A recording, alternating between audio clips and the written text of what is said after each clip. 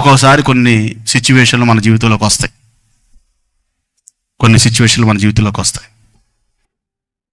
అప్పుడు నా జీవితంలో ఒక సిచ్యువేషన్ చెప్తాను, మీకు బోరు కొట్టదనుకుంటే. గట్టిగా స్తోత్రం చెప్దాం. నాకు వివాహమైంది, నా భార్య నా ఇంటికి వచ్చింది. వివాహం అయితే భార్య ఇంటికి ఆడిపోయింది. వచ్చిన తర్వాత నా భార్య అనారోగ్య పరిస్థితికి వచ్చి నాకు బయటపడింది. ఆ అమ్మాయి టీబీ పేషెంట్ అని నాకు బయటపడింది. మా అన్నోళ్ళు మా అక్కోళ్ళు భలే ఆమెను చేశారు నాకు చూసి అని ఫస్ట్ బాధపడ్డా. నా భార్య అంది, అయ్యా నేను పేషెంట్ అని చెప్పమన్నాను, నీకు చెప్పలేదేమో.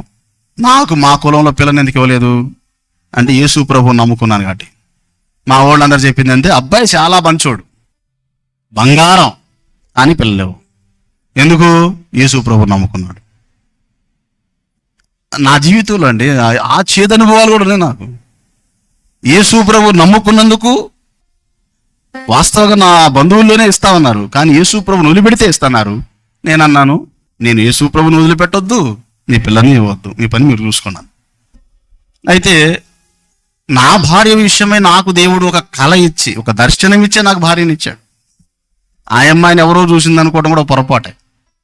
నాకే దేవుడు పలానా చోట ఒక అమ్మాయి ఉందని ఒక ప్రేరణ కలుగజేశాడు.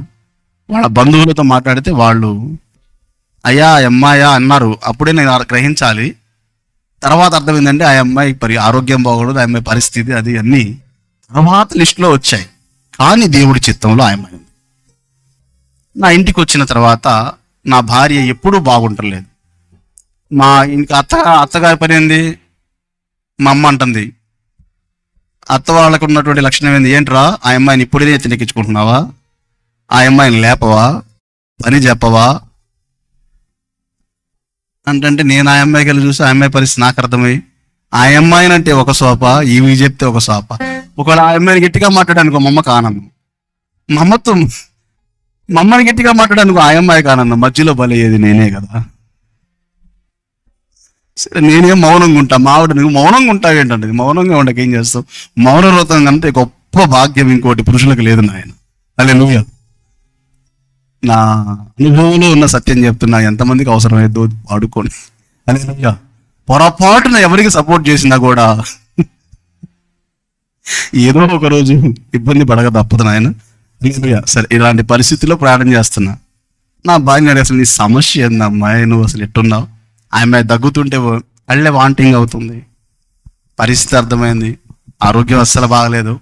వాళ్ళ అన్న పిలిపించి అయ్యా ఏందా అమ్మాయి పరిస్థితి అంటే, మా అమ్మాయికి టీబీ ఉంది, పలానా చోట చూపించుకోపోని పోయాడు. ఎందుకు అంటే పాపం మా అత్త ఉంది, మా మామ ఒక త్రాగుబోతు, ఆయన త్రాగుడికి వ్యసనానికి బానిసయ్యాడు. మా అత్త అంతంత మాత్రం, మా ఇద్దరు బావమరుదులు పాపం వాళ్ళు అంతంత మాత్రం. నాకు దేవుడు ముందే చెప్పాడు, నేను అడిగింది కూడా న్యాయమైంది. ఏంటంటే, దేవా నాకు అన్నీ ఉన్న వాళ్ళని ఇవ్వబాకు, నా మాట వింటారో లేదు, కొంచెం బాధలు కష్టాలు పడిన ఒక అనాథనే ఇవ్వు అని. తెలిసి చేశానో తెలియక చేశాను, ఇలాంటి ప్రార్థన అయితే చేశా, కానీ నాకు అలాంటి భార్యనే దేవుడు ఇచ్చాడు. అయితే ఆమె నా ఇంటికి వచ్చిన తర్వాత ఆరోగ్య పరిస్థితులు ఏం బాగలేవు. వివాహమైందే కానీ వివాహ సంతోషం ఏం లేదు, కానీ ఆమె చూపించుకోవడం సరిపోతుంది నా బతుకులో.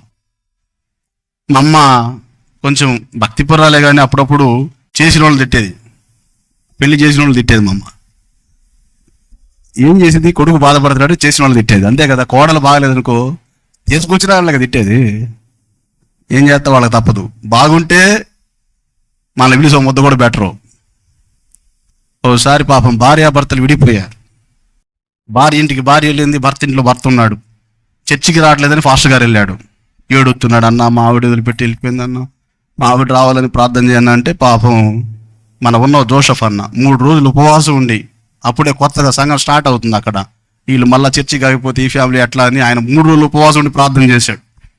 శుక్రవారం, శనివారం, ఆదివారం 3 రోజులు ఉపవాసం ఉండి వచ్చే ఆదివారం కల్లా వాళ్ళు రావాలి ప్రభు అని ప్రార్థన చేసి ఫాస్టింగ్ ఉండి ప్రార్థన చేసుకొని ఆదివారం వాక్యం చెబుతా స్థితిపడి చూశాడు. ఏంది రాలేదు, ఇవాళ కూడా అమ్మాయి రాలేదా, వారం అవుతుందని 2 వారాలు అవుతున్నాడు. నేను 3 రోజులు ఉపవాసం ఉండి ప్రార్థన చేశాను, ఆ అమ్మాయి రాలేదు అనుకుంటా, మనోడు రాలేదు, ప్రేయర్ అయిపోగానే వెళ్ళాలని ప్రార్థన అయిపోయిన తర్వాత ముగించుకున్న తర్వాత పాపం భార్యాభర్తలు కలిసి ఇంటికి వెళ్ళారు. ఇంటికి వెళ్తే అబ్రహాం తెచ్చుకొని శుభ్రంగా వండుకొని ఫ్రై చేసుకొని ఆమె నోట్లో ఆయన పెడుతున్నాడు, ఆయన నోట్లో ఆమె పెడుతుంది. కడుపు మండిపోయింది పాస్టర్ గారికి. ఇవరే దుర్మార్గులారా, నేను కడుపు మార్చుకొని ప్రార్థన చేయటం ఏంటి, భార్య వచ్చింది నేను లోపల నా పరిస్థితి ఏంటి? కొంతమంది ఎట్టుంటారా? హల్లెలూయా, ఏంటి చెప్తారా? కొంతమంది ప్రార్థన చేయడానికి జవాబు ఇంటికి మళ్ళీ చెప్పరు. పెళ్లి చేసిన తర్వాత కూడా అంతే. వాళ్ళు బాగుంటే మళ్ళీ పట్టించుకోరు, చెడితే మాత్రం మనం గుర్తొస్తాం. వాళ్ళకి ఎక్కడ ఎంత కదా వెంటనే ఆ చేసినోడికి ఫోన్ చేయండి అంటారు. పెళ్లిళ్ళు చేయాలంటే పెద్ద షాప్ అయిపోయింది మాకు. హల్లెలూయా. బాగుంటే మన జోలికి వస్తారా? చెప్పడండి, వస్తారా? పొరపాటు కొట్టరారు. బాగా లేకపోతే మాత్రం ఫోన్లు మనకే, తిరుగుడు మనకే, మామూలు జాగ్రత్త పెట్టరు. హల్లెలూయా. మొత్తానికి మా అమ్మ చేసిన వాళ్ళు ఎడత మొదలు పెడుతుంది. సరే నేనేం చేయాలో అర్థం కాక రోజు ఈ అమ్మాయితో మాట్లాడా. అసలు ఎందుకు తేల్చేద్దాం ఈరోజు అని గట్టిగా మాట్లాడా. గట్టిగా అంటే గట్టిగా కాదులే, అసలు ఏందమ్మాయి నీ సమస్య ఏంటంటే ఆ అమ్మాయి ఉన్నది ఉన్నట్టు ఆ అమ్మాయి జీవితంలో ఉన్నది మోసం చెప్పింది. ఒకే ఒక మాట అని చివరికి, అయ్యా నాకు తెలియదు, నాకైతే ఈ రోగం ఉంది వాస్తవం, మీరు చూడపోతే ఏదో మంచోళ్ళలాగా ఉన్నారు, వదిలిపెడితే మా అమ్మోళ్ళ కాడికి వెళ్ళి బతుకుతా, నువ్వు ఏదైనా మళ్ళా నన్ను విడగొట్టుకొని నీ ఇష్టం వచ్చింది చేసుకో అని పాపం జాలిగా మాట్లాడు. నేను వెళ్ళి పొందుకొని దేవుడిని అడుగుతున్నా, నిద్రపట్ల, ఏంది ప్రభువా నా బతుకిట్ట అయిపోయింది, నేను ఎంత నీతిగా ఉన్నాను, ఎంత న్యాయంగా ఉన్నాను నీకు తెలియదా, నిన్ను నమ్ముకున్నందుకు నాకు ఇలాంటి పెళ్లి చేస్తావా అని అసలు నాకు ఫైటింగ్ దేవుడితో అయ్యింది అనమాట. అప్పుడు దేవుడు చెప్పాడు, నువ్వేం అడిగావు అదే ఇచ్చానా అంటున్నాడు ఆయన. అప్పుడు ఆయన అన్న మాట ఏంటంటే, నా బ్రతుకులో జరిగింది చెప్తున్నా, వాస్తవంగా చెప్తున్నా. నిమ్మగా బాగాలేదు, చూపించుకోలేదా? చూపించుకున్నావుగా. నిమ్మ విషయమై ప్రార్థన చేయాలా? మిమ్మల్ని నేను బాగు చేయాలా? నిమ్మకు కూడా టీవీ ఉంది కదా. మిమ్మల్ని బాగు చేసిన వాడిని, మీ నాన్నని బాగు చేసిన వాడిని, నువ్వు కట్టుకున్న నీ భార్యను బాగు చేయలేదు నేను. అప్పుడు మోకాళ్ళలోని దేవుణ్ణి అడిగా, దేవా నిజమే, నేను వెరితనంగా ఆలోచించాను, నా భార్య నీతిమంతురాలు, రోగం ఉంటే ఉందేమో కానీ నేను వెళ్ళిపోతానయ్యా నీ జీవితంలోకి, నేను ఏమైనా బాధకరంగా నేనే వెళ్ళిపోతానని ఈ నీతిమంతురాలు నేనెందుకు అన్యాయం చేయాలా, నాకున్న దానిలో నేను జీవించుకుంటానని. అప్పుడు దేవుడు నాకు ఇచ్చిన మనసు, పెద్దగా ఏం లేదులే, ఆ అమ్మాయిని ఇబ్బంది పెట్టలేదంట మాత్రం కాదు, మా అమ్మ ఒక చూపు చూసిందిలే. హల్లెలూయా. నేను చూడకపోయినా మా అమ్మ చూసింది. హల్లెలూయా. ఇప్పుడు కూడా అప్పుడప్పుడు చూస్తూ ఉంటుంది. గట్టిగా స్తోత్రం చెప్తా. అయితే మా అమ్మలో ఇంకో మంచి లక్షణం ఉందండి. దేవుడు కృప ఏంటంటే మా భార్యకి ఆమె చేసినా చేయకపోయినా ఇవే చేసి పెట్టిద్ది. ఆమెకి పొద్దున కూడా ఇడ్లీ కూడా వండి పెట్టేసింది. బాగలేదు కోడలికి, నాకంటే ముందు కోడలు బాగా చూసుకుంటా, అందులో డౌటే లేదు. పొద్దున్నే లేచింది, వండింది, తీసుకొచ్చి కోడలకు చేయాల్సిన పరిచర్య మొత్తం చేసింది. వాళ్ళు బాగానే ఉంటారు. విచిత్రం చెప్పనా, వాళ్ళిద్దరు బాగానే ఉంటారు, వాళ్ళ మధ్యలో పోతే నన్ను ఆడుకుంటారు. అందుకని నేను పొరపాటు వాళ్ళ మధ్యలోకి వెళ్ళను. హల్లెలూయా. గట్టిగా స్తోత్రం చెప్దాం.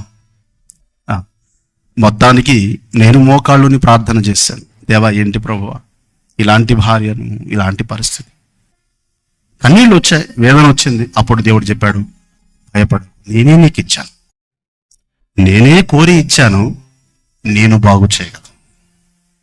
హాస్పిటల్ తిప్పాం అలా. కానీ ఒకరోజు ఆ బిడ్డ కొరకు ప్రార్థన చేస్తుంటే దేవుడు ఆ బిడ్డలో ఉన్న ప్రతి బలహీనత తొలగించి ఆ బిడ్డకి అర్థమయ్యేటట్టు చేసి, ఒకరోజైతే చలి, జ్వరం, ఆ బలహీనతతో బాగా ఇబ్బంది పడదు, వెళ్ళి మోకాళ్ళుని ప్రార్థన చేస్తే ఆ చలి, జ్వరం అంతా నమ్ముతారా నమ్మరు, ఒక్క 10 నిమిషాల ప్రార్థన ఆ బిడ్డ జీవితంలో. ఆ తర్వాత నేను చేసింది ఒక 10 నిమిషాల ప్రార్థన. నా భార్య కొరకు ఒక 10 నిమిషాల ప్రార్థన చేశా. ఆ మంచంలో దుప్పట్లు కప్పుకున్న అమ్మాయి లేచి మోకాళ్ళుని నాతో పాటు కలిసి ప్రార్థన చేసింది. ఆనాటి నుంచి ఒక నమ్మకం వచ్చింది నా భార్యకి. ఆమె అన్యురాలు, నా భార్య క్రైస్తవురాలు కాదు, యేసుప్రభుని ఎరగలేదు, నేను చేసుకున్నది ఒక అన్యురాల్ని. నా ప్రవర్తన, నా పరిస్థితి చూసింది. నేను మరీ పరిశుద్ధుడని చెప్పను కానీ నన్ను గమనించుకుంది. ఈయన నన్ను ప్రేమిస్తున్నాడు, ఈయన నన్ను గౌరవిస్తున్నాడు, ఈయన నా బలహీనతని కూడా నన్ను చేరదీశాడు, వీళ్ళ దేవుడు గొప్పవాడే. ఆ బిడ్డ కూడా నాతో వెంటబడి దేవుడి సన్నిధికి రావడానికి అది ఒక కారణంగా మారింది. నా ప్రేమ ఒక కారణంగా మారింది. తర్వాత ఆమె నాతో పాటు చర్చికి వచ్చింది. ఇప్పుడు ఆమె ఆరాధనకు నుంచుందనుకో, నేనే సైలెంట్ అవుతా. ఎందుకంటే నేను అడిగా, నా భార్య మారాలి, నాకంటే గొప్పగా నిన్ను మహిమపరచాలి. నేను పాడుతుంటా, కొన్ని తప్పులు పాడుతుంటా, కానీ నా భార్య రాజీ పడదు, పాస్టర్ రాజీ పడదు. ఎప్పుడైనా తప్పాడాను, అట్లా కాదయా, ఇలాగే పాడాలా, ఇలాగే అదే అలవాటు మా వాడికి వచ్చింది. నేను ఎక్కడైనా పొరపాటు పడానుకో, వాడు వచ్చి మళ్ళీ కూర్చుంటాను, నాకు క్లాస్ ఇస్తాడు, అది ఇట్లా వాడాలా అంటాడు. వాళ్ళ హృదయాల్లో దేవుణ్ణి ఆరాధించే విషయంలో నాకంటే ఒక మెట్టు ఎక్కువలో ఉంచాడు. ఒకప్పుడు వాళ్ళ బలహీనత నేను చూసి, సాతాను నా కుటుంబంలో పెట్టిన ఆ చిచ్చుని నేను దాన్ని బట్టి విడిపోయి చెడిపోయి బ్రతుకుని పాడు చేసుకోవచ్చు. కానీ దేవుడు నాకు చెప్పిన సలహా తీసుకున్నా. ఆయన అన్న మాట ఏంటంటే, నువ్వు ఇలా ఉందని చూస్తున్నావు, నేను ఆమెని బాగు చేసుకొని బాగు చేయగలని నేను చూస్తా ఉన్నా. నాకు అప్పచెప్పరా బాబు అన్నాడు. మోకాళ్ళుని దేవునికి అప్పచెప్పాను నా భార్యని. నాటి నుంచి నేటి వరకు మంచి ఆరోగ్యం ఇచ్చాడు. అంతేకాదు, ఎక్కడికి వెళ్ళినా వాళ్ళు అనుకున్న, మా వాళ్ళు అనుకున్న మాట ఏంటంటే, ఇలాంటి అమ్మాయికి పిల్లలు ఎట్ట పుడతారు, ఇట్లాంటి అమ్మాయికి పిల్లలు పుడతారా? విచిత్రం ఏం చెప్పనా, దేవుడు నాకు ఇచ్చినటువంటి బిడ్డలిద్దరిని కూడా ఆమె ఆపరేషన్లు ఏం చేయించలా. మా అమ్మాయికి అయితే మరీ విచిత్రం. నేను పని కాడున్నాను, పని చేస్తా ఉన్న చోట ఉంటే ఫోన్ వచ్చింది, అయ్యా హాస్పిటల్కి వచ్చాను, డాక్టర్ నేను రమ్మంటున్నాను. వెళితే డాక్టర్ చెప్పింది, అయ్యా మీ ఆవిడ కనబోతుంది, నేను ఉండాలి. నేను షాకు. నడిచి వచ్చిందండి ఆమె అంటే, అవునయ్యా ఉండు కాసేపు డెలివరీ అయ్యిందని. ఒక అరగంటలో, ఒక గంట 2 గంటలకు డెలివరీ అయిపోయింది. అంటే 2 సహజమైన కానుపులే దేవుడు ఇచ్చాడు, ఆపరేషన్లు కూడా లేవు. దేవుని మీద నువ్వు ఆనుకుంటే ఆ చెడిన దాన్ని కూడా, ఆ పాడైపోయిన దాన్ని కూడా బాగు చేసి వజ్రముగా మలచగలిగిన దేవుడు మనకు. అదే లేదా? ఇప్పుడు నా జీవితంలో ఇలాంటి సిచ్యువేషన్స్ ఉన్నాయి కాబట్టి, ఆ చేసిన వాడిని తిట్టుకొని, నా జీవితం అవడానికి కారకుడైన వాడిని తిట్టుకొని, ఏమి నా కట్టబెట్టిన నా అత్తగారిని మామగారిని తిట్టుకొని ఏమి ప్రయోజనం? నీకు సిద్ధపరిచి ఇచ్చిన వాడు దేవుడు. నువ్వు దేవుణ్ణి అడిగి అడుగులువి. ఇప్పుడు నా భార్యకి నా మీద ప్రేమ ఉందా లేదా అంటే ఒక్కోసారి చెబుతా నేనే, నన్ను విపరీతంగా ప్రేమించకమ్మాయి, నేను దేవుడి స్థానంలోకి రాకూడదు నీ దగ్గర. అందుకే నేను చాలాసార్లు చెప్తాను, నా భార్యకి నా మీద ప్రేమ ఎక్కువే. ఎందుకు ప్రేమ? ఆమె మీద నాకు ప్రేమ ఎక్కువే. ఆమె మీద నాకు ప్రేమ ఉంది, నా మీద ఆమెకి ప్రేమ ఉంది. ఈ ప్రేమ ఏర్పడడానికి కారణం ఏంటి అంటే, కొన్ని పరిస్థితులలో మనము స్పందించిన తీరు.